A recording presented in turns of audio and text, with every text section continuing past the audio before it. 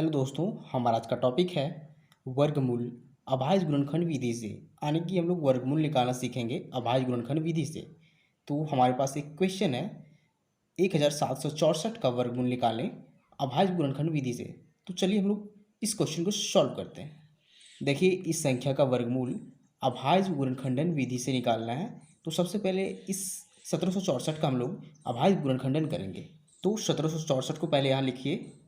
देखिए 1764।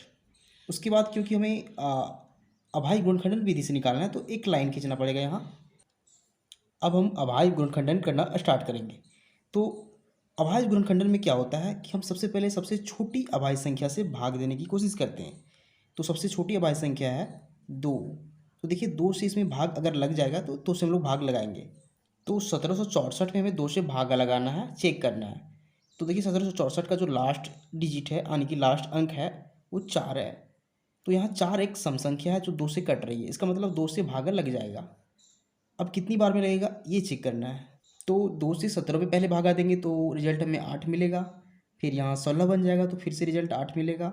और यहाँ शेषफल 4 में से 2 मिलेगा, यानी कि 882 मिल चुका है। अब हमें फिर से चेक करना है कि क्या 2 से भागा लगेगा। तो देखिए लास्ट डिजिट यहाँ 2 है, इसका मतलब 2 से फिर से भागा लग जाएगा। तो 2 से भागा लगाएंगे। देखिए 8 में 4 बार में लगेगा, फिर यहाँ 8 है 4 बार में लगेगा, और 2 में 1 बार में लगेगा। तो रिजल्ट हमें 441 मिला हुआ है।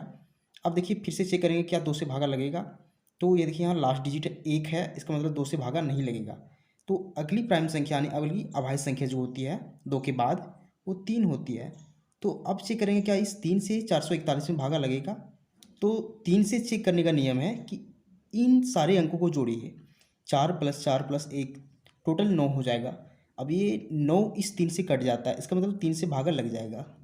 3 से भागा लगाएंगे तो सबसे पहले अंक में लगाएंगे 4 है, 3 से 4 में लगाएंगे तो यहाँ 1 बार में भागा लगेगा। फिर यहाँ शेषफल में 14 बचेगा, 14 में 4 बार में लगेगा। फिर शेषफल में 2 बचेगा, 21 बन जाएगा। तो 3 से 21 में 7 बार में भागा जाएगा, यानी 147 मिल चुका है। तो फिर से चेक करेंगे क्या इस 147 में 2 या 3 से भागा लगेगा। तो 2 से नहीं लगेगा क्योंकि लास्ट डिजिट 7 है, तो 2 से नहीं लगेगा। अब 3 से चेक कीजिए। 3 से चेक करने का नियम होता है कि अंकों को जोड़ते हैं। 1 + 4 + 7 यानी कि 5 + 7 12 हो जाएगा। 12 इस 3 से कट रहा है, इसका मतलब फिर से 3 से भागा लग जाएगा। अब देखिए 3 से भागा कितनी बार में लगेगा वो देखना है। तो सबसे पहले हम 14 में भाग लगाएंगे तो 4 बार में लगेगा जो 12 हो जाएगा। शेषफल 2 बचेगा और यहाँ 7 पहले से 27 बन जाएगा, यानी कि 3 से 27 को भागा देंगे तो 9 बार में जाएगा। तो संख्या यहाँ 49 मिल चुका है। तो अब हम लोग 49 में चेक करेंगे क्या 2 और 3 से भागा लगेगा। तो 2 से भागा नहीं लगेगा क्योंकि यहाँ इकाई अंक 9 है जो 2 से नहीं कटेगा। फिर 3 से चेक कीजिए तो अंकों को जोड़िए। 4 और 9 13 हो जाएगा। 13 इस 3 से नहीं कटता है, मतलब 3 से भी भागा नहीं लगेगा। अब अगली अभाज्य संख्या जो होती है 5, उससे टेस्ट कीजिए तो 5 से भी नहीं लगेगा। अब देखिए अगली अभाज्य संख्या 5 के बाद 7 है, तो 7 से चेक कीजिए। ध्यान रखिए कि हमें सिर्फ अभाज्य संख्या से ही भाग लगाना है क्योंकि अभाज्य गुणनखंडन कर रहे हैं।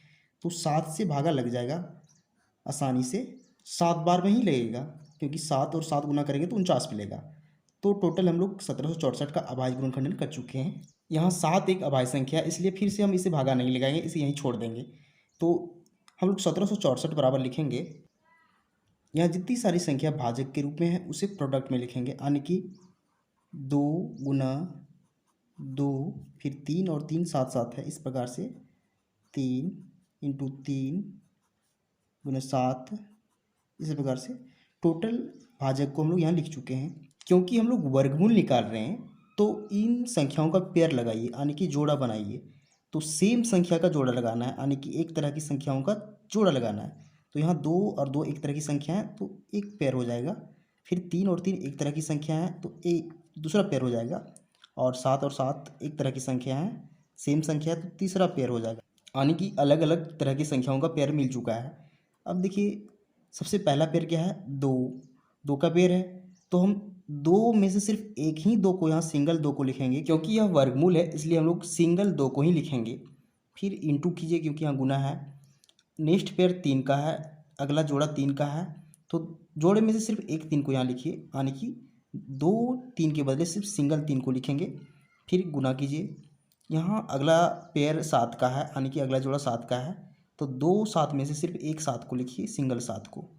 ऐसा क्यों होता है? देखिए यहाँ 2 गुना 2 है, इसका मतलब है कि 2 का स्क्वायर है, और यहाँ 3 गुना 3 है, इसका मतलब है कि 3 का स्क्वायर है, फिर यहाँ 7 गुना 7 है, इसका मतलब कि 7 का स्क्वायर है। तो अगर 2 का स्क्वायर का वर्गमूल पूछा जाए तो सिंगल 2 हो जाएगा, 3 का स्क्वायर का वर्गमूल पूछा जाए तो सिंगल 3 हो जाएगा, और 7 का स्क्वायर का वर्गमूल पूछा जाए तो सिर्फ सिंगल 7 हो जाएगा। तो ये तीनों संख्याओं का जो प्रोडक्ट होगा, यानी कि गुणनफल होगा, वही 1764 का वर्गमूल हो जाएगा। तो इन तीनों संख्याओं का गुणनफल क्या हो जाएगा? 2 तिया 6, 6 इंटू 7 यानी कि 42, 42 हो जाएगा।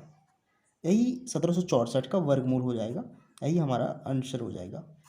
तो ये होता है अभाज्य गुणनखंडन विधि से वर्गमूल निकालना।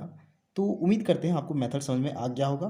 तो अगर आपको वीडियो पसंद आता है, वीडियो को अच्छी तरह से समझ पा रहे हैं, तो वीडियो को लाइक कीजिए एंड चैनल को सब्सक्राइब जरूर कीजिए, क्योंकि हम इसी तरह का वीडियो बनाते रहते हैं जो आपके काम का हो। Thank you.